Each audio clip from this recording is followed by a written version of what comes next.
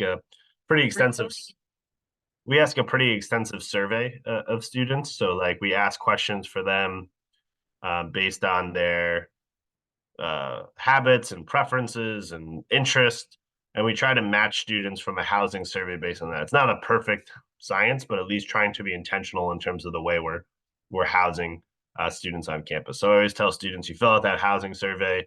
If you do meet someone through the process and you put their name on your housing survey and they put your name on their housing survey, that they will match students together.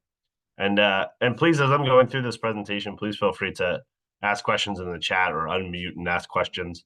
I think the more interactive it is, the better. But the students will have to submit medical forms. Most colleges and universities are going to have a health services department that can support in that if they have questions. Students will often reach out to me about medical forms, and I'll connect them to health services. For example, in the state of Rhode Island, where we are, it's required health insurance. Most states are going to have similar policies around health insurance. So we work with a third party called University Health Plans. And they work with a lot of different colleges and universities. You can actually search University Health Plans and type in a specific university to see the cost and the comprehensive insurance plan that is offered. So I often warn students and families that health insurance is an additional charge beyond what you'll see from a typical tuition and fees page at a university, because it will be applied to your invoice, but it's coming from a third party. So those rates are set by the insurance company. But students can go in and see how much they're going to be charged for the health insurance plan, and also what that plan it covers. I can speak from our perspective. It's a pretty comprehensive plan for most students coming from outside of the U.S. It is a good option. It gives families peace of mind in terms of the coverage they would have from a health insurance standpoint. Most enrollment checklists are also going to include orientation, registration. I think we confuse our students sometimes because we do have a June orientation. A lot of universities will have a June orientation program or somewhere in that time frame. And it's mostly designed for US-based students or more local students. So what we do is we don't require our students from around the world to come for that June orientation program, but we have a program in August, which is called FormI, which is like our international student orientation. So that's separate registration, so students get confused by that. That's why it's different. Some schools will require maybe a math placement exam, or they might require a foreign language placement exam if a student's looking at taking a foreign language exam. So often I'll get questions from students. They're confused of why they're asking to take another exam. They're worried about that exam is going to impact their GPA. But if students do have placement exams, these are not, graded exams. They're just an idea for the academic services department on campus to get an idea of the proficiency level of math or a certain language. So when they're placing students in classes, they have a good idea of where they are in that particular field. I've worked at multiple universities that have these placement exams, and it's essentially just a tool for the academic advising team to use. We do, like, over the summer for our students around the world, we do like WhatsApp groups. We do invitations to like admitted student social media groups. We do virtual sessions. So for any students out there, as you're getting ready over the summer, or if you're nervous about meeting new people, or trying to figure out what life's going to be like when you finally get to campus, looking out for some of these options to connect virtually with the university over the summer can be a nice way maybe to meet a few people or just feel a little bit more comfortable as you're getting ready. Students on their enrollment checklist, they might see things about connecting with their academic advisor or class registration. At Bryant, we automatically place students in classes for their first semester. They can always change that. But other schools might have individual meetings with an academic advisor over the summer to schedule those classes. They might have an academic honesty policy. They might just have a link to set up their email over the summer. So just things students can do over the summer to get themselves set up or required from the university to do ahead of arriving on campus. For the I-20 process, so I'm a designated school official at Bryant, which means that I'm essentially certified to issue I-20s. Many students, I'm sure, are going through this process right now. Some colleges and universities require that financial documentation, as you know, at the point of application. Um, but other schools, like for us, we don't require it at the point of application. After a student commits to Bryant, we would send them a certificate of finance form to complete. So, but for any college or university in the US, they're going to require financial documentation, which shows 1 year of funding for the academic program, and scholarship can count towards that total. Right. So the amount a student would send me on a bank statement or some other type of attestation from some type of financial funding, plus the scholarship would equal the total, the I-20 cost that a student would need to display in order for us to issue them an I-20. Often students will get confused between the I-20 cost and the actual direct cost from the university. So when we factor, so direct costs from the university is essentially what you're billed. So tuition, fees, housing, meals. And then when you see an I-20 cost, it's often going to be higher because the I-20 cost is also including estimated costs for things like travel, miscellaneous expenses, books, supplies. It also factors in, like we factor into health insurance to our I-20 cost as well. So if you ever have questions from students, or if students are confused why the I-20 cost is different than the actual direct cost from the university, that would be the reason. Essentially, for the U.S. government is essentially saying we need to factor in all costs associated with attending the university for the I-20 process. Very important for students, when you get that I-20, print it and sign it. You'll bring it to your visa interview. You should always carry it when you're traveling to and from the U.S. I've had last year I had a student stuck at the border in Mexico. They didn't have their I-20, and we had to kind of to scramble to get them there. We'll usually be able to figure it out for students and help them, but if you just don't want to get jammed up when you're entering the country from not having that I-20. When the I-20 is issued, and again, many of you probably know this, that will include the CVIS ID number. That CVIS ID number is used to schedule a visa appointment with the consulate or the embassy. The government essentially charges what's called the CVIS I-901 fee. So that fee is essentially the fee that's coming from the U.S. government to charge for setting up a profile within the immigration system. So as the university level, we have access to that system. We kind of set up the student's profile, but then that's a separate fee that all students need to pay to be approved for an F1 student visa. Once the I-20 is signed, they'll complete the Form DS-160, which is essentially the online non-immigration visa application. So that visa application essentially is filled out ahead of the appointment or the interview with the consulate or the embassy, and it essentially will allow students to do that. That does include students have to upload a photo, and there's certain requirements for the photo. If for some reason students have an issue uploading that photo when they're filling out the application, they can bring a photo with them to the actual interview at the consulate or embassy. But again, most students are going to figure out how to upload a photo as they're going through that process. So when students are actually going for the visa appointment, the things that they need to take are passport that's valid for at least 6 more months. It's always an important thing for students to pay attention to as they're coming to and from the U.S. They should bring a confirmation page from their DS-160, so that's that non-immigrant visa application. And then also they should bring proof of payment for the CVIS I-901 fee. And then they should bring their I-20 as well. I always recommend students to also bring, maybe proof of their English language proficiency test in some cases, their financial documentation that they use for the I-20. They can bring their transcripts. And then students should always be prepared to answer questions about their plans after graduation, what they want to be, and then any proof of ties to their home country. So essentially, visa officials want to see that students have a good plan for what they're doing after graduation, and they're not essentially just not going to stay and work in the U.S. that's not authorized. and then they want to see what type of ties they have to their home country. So students, oftentimes they might not be, but they should be prepared to ask questions about that.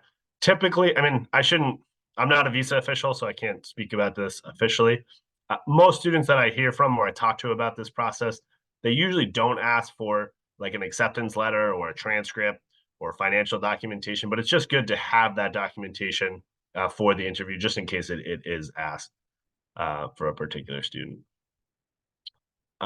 This time of year, I get a lot of questions about on-campus jobs. So any student that's studying in the United States on an F1 student visa is eligible to work on that university campus for 20 hours per week.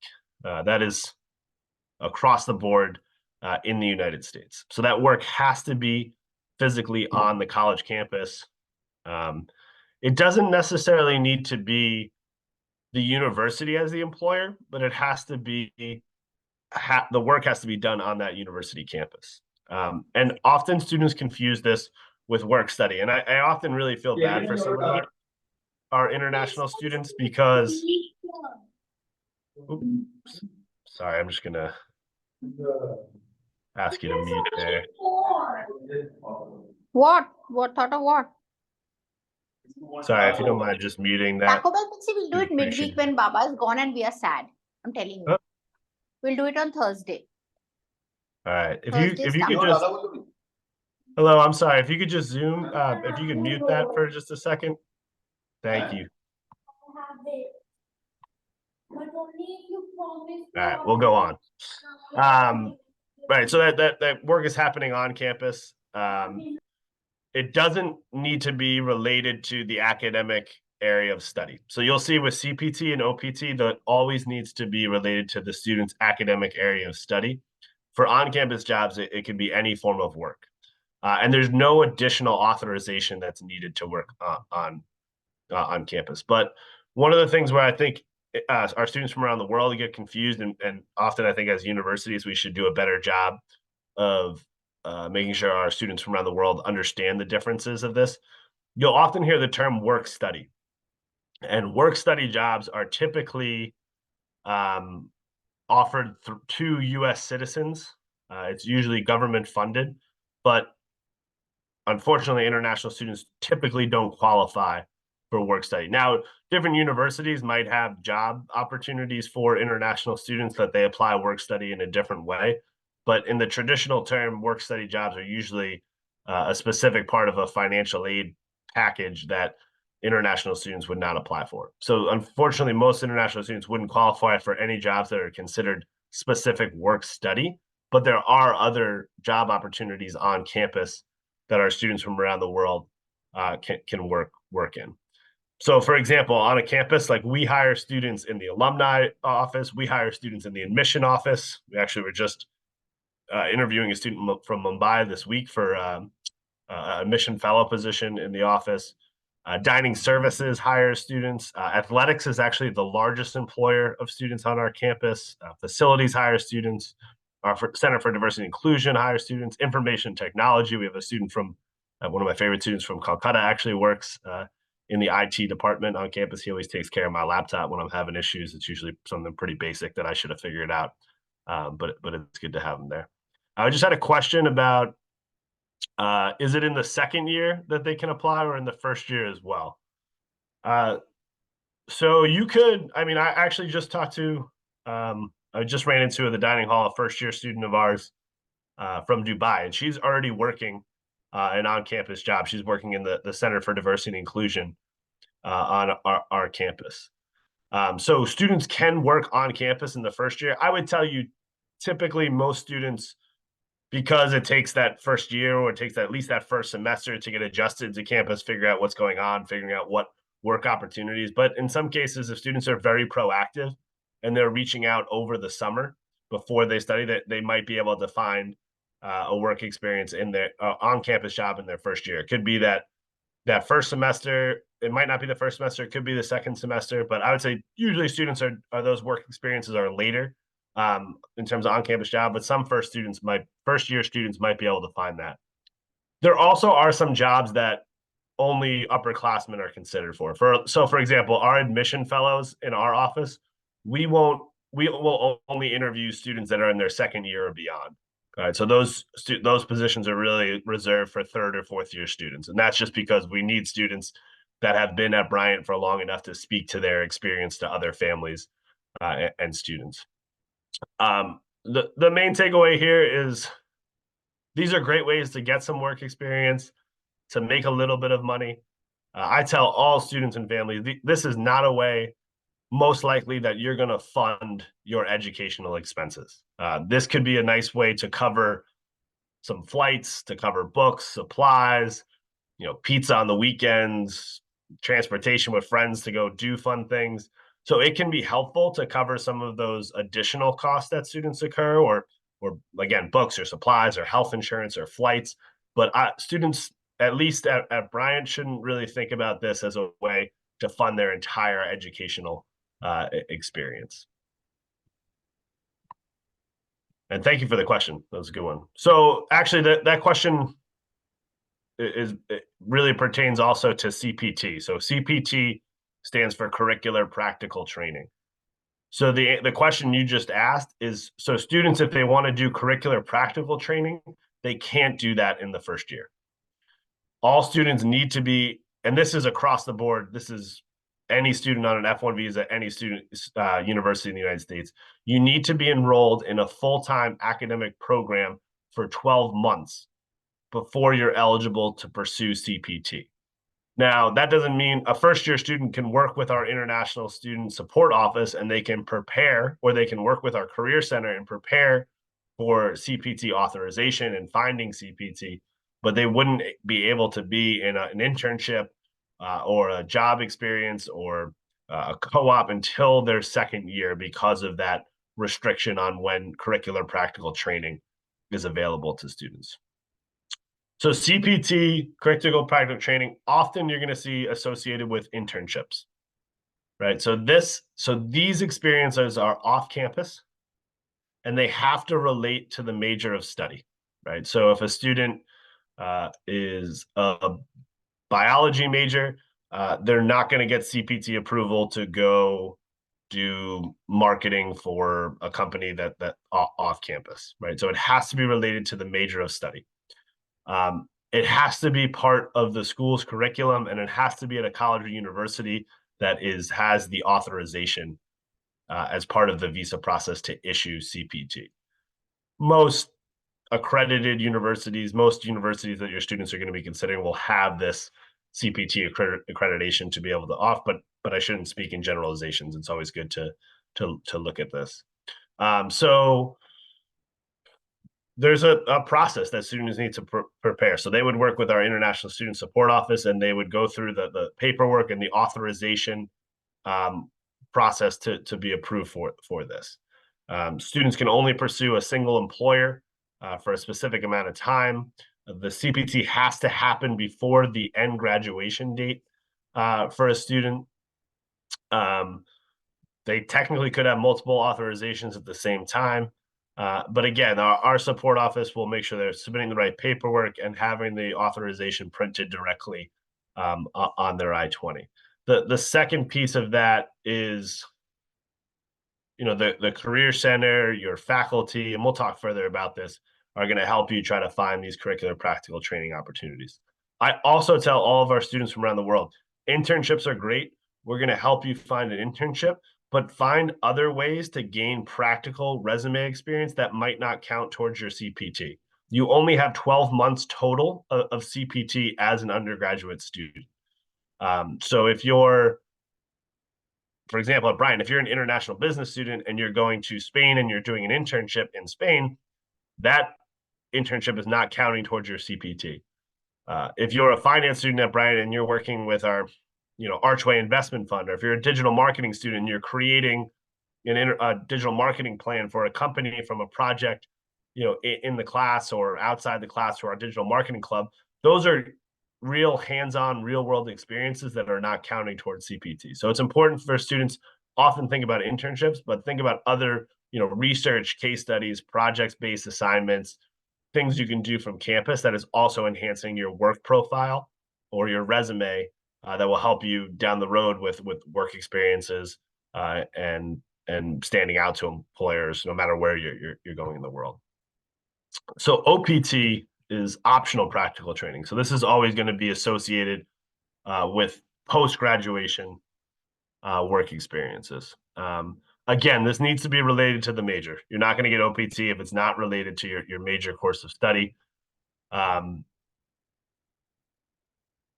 Good question. So does CPT have a location constraint?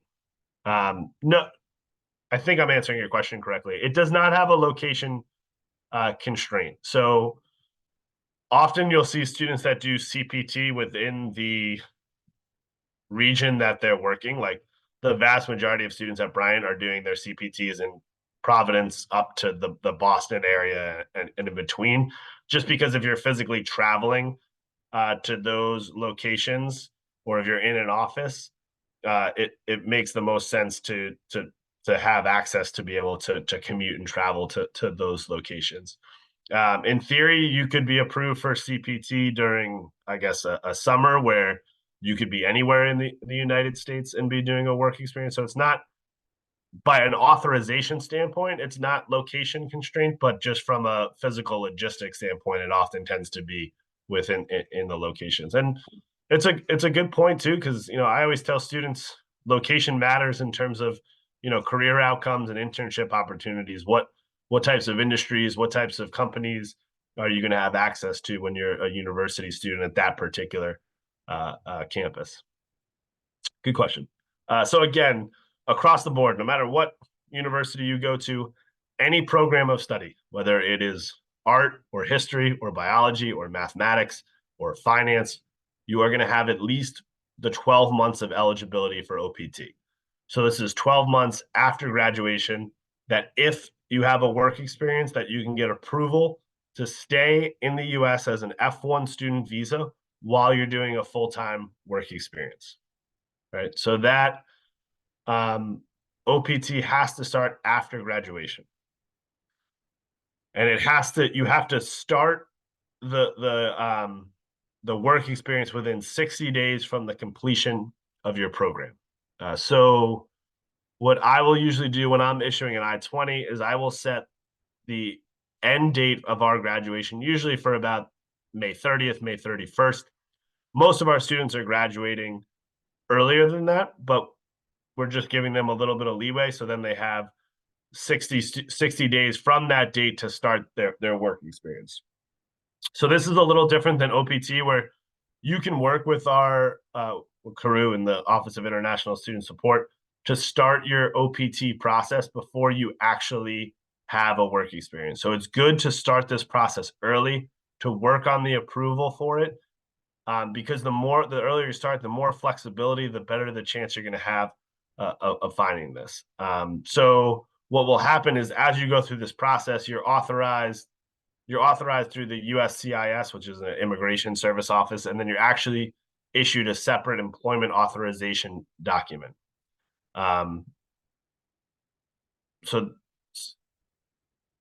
Good question. Is CPT mandatory since OPT is optional? No, neither of these are mandatory.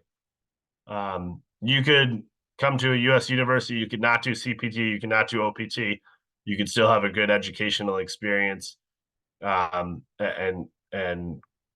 graduate and continue forward. Now, I say that CPT is not mandatory, but you will find specific majors that have an internship experience required as part of the graduation process or the completion of that degree.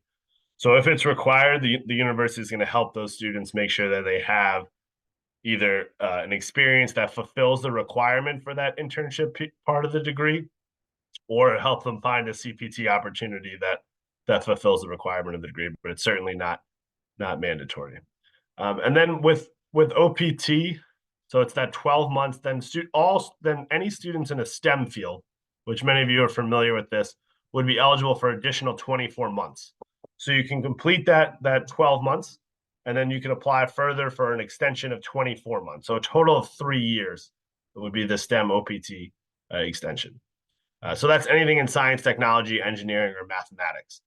Now, what's important for all students to consider, and I'm sure this has been confusing to you for counselors, is you'll see that each individual university needs to be SEVP accredited for that particular program. So you might see, like, psychology is a degree that I'm sure you as counselors get questions on, where some college and universities have a STEM OPT extension for their psychology program. Other students don't have a STEM OPT extension for their psychology program. For example, like at Bryant, our economics program does, but there's other universities where the economics program might not have that STEM extension. So for students that really want to be are highly motivated to find a work experience in the US after graduation, the STEM OPT option can be extremely helpful. It gives more options, allows you a longer period of time. It's going to make you more attractive to employers because you have a longer period of time that you're eligible to work and remain in the US. So for the extension, the employer is actually the one completing the documentation. Again, this is outside my area of expertise, but I believe they have a e-verification program. So your students are remaining on an F1 visa, but when it comes to the STEM OPT extension, it's the employer that's actually completing the documentation. And then students that successfully receive a STEM OPT extension will get a new employment authorization document.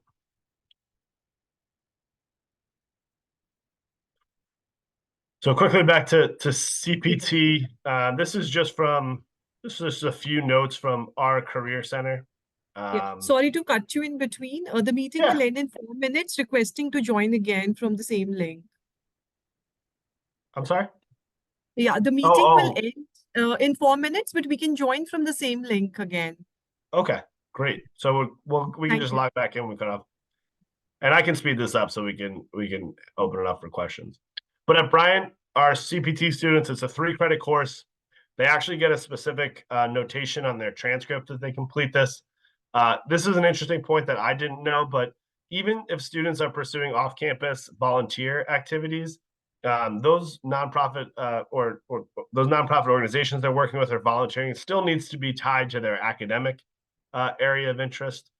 I mentioned the Amica Center for Career Education, but our director of our career education talked about the cohesion between the Career Center, the Office of Students and Scholars, and their academic department. So those 3 things working in cohesion kind of help work with all of our students that are looking for CPT and OPT opportunities. So for all the students, it's important to look at how universities are connecting those 3 departments and then making sure they're talking to all these stakeholders in this process, because a professor might have a certain connection to a company or organization, or the career center might be able to guide a student better towards a particular company or organization that provides OPT or CPT to pass students. And then again, I mentioned this earlier, but looking at programs with required training opportunities. I mentioned our international business program where students go abroad and do an internship, or our data science program where we actually have a co-op opportunity where students are working throughout their 3rd year in a work experience. So oftentimes, because that's built into those programs, if a student's highly motivated to have some of these work experiences, looking at programs like that can be more helpful. Because of the STEM designation, I often tell students you can look at majors that are STEM designated, or even a double major that has that STEM designation. It's extremely important to start as early as process and to go talk to the Career Center in the International Support Office. You might not be eligible for CPT yet. You might not even be thinking about graduation yet. But if you can have conversations about how you can set yourself up for that, you're going to put yourself in a better position. I think networking with alumni is probably maybe one of the most important things you could possibly do. So our Career Center will help you with that. Most career centers across the United States are going to help you with that. But if you can talk to alum that have gone through the same experiences you had, that had CPT, that had OPT, maybe they're now working in London or Dubai, or they are working in the US, and they can give you their perspective of what they went through. It's always important to think about job related skills and how you can continue to develop those and be more attractive to employers as you're going through the process. We often recommend global companies, international companies, larger organizations that might have the human resources departments to have set up OPT or CPT options for students. And again, students should not wait for an offer to start the OPT process. The OPT process should start before that offer is given. So if you can learn about what companies have given OPT to that university students in the past, it can really be helpful. And we recommend larger organizations because small organizations just might not be familiar with the process, or they might not have the infrastructure set up from a human resources department to provide these opportunities to students.